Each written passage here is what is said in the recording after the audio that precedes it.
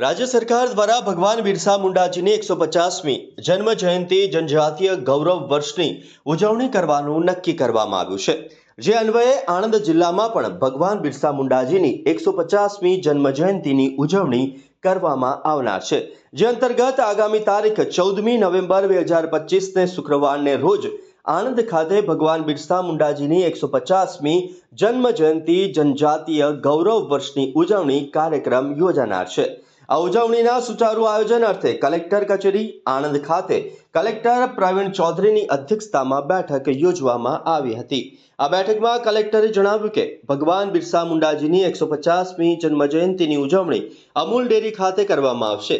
જે અન્વયે સંબંધિત વિભાગના અધિકારીઓને સોંપવામાં આવેલી ફરજો નિષ્ઠાથી બજાવવા તેમણે જણાવ્યું હતું। આ કાર્યક્રમમાં આણંદ જિલ્લામાં રહેતા જનજાતીય સમાજના લોકોને આમંત્રિત કરવામાં આવશે અને આણંદ જિલ્લામાં આદિજાતિ સમાજના રમતવીરો, તેજસ્વી વિદ્યાર્થીઓ સહિતના વ્યક્તિ વિશેષને સન્માનિત કરવામાં આવશે।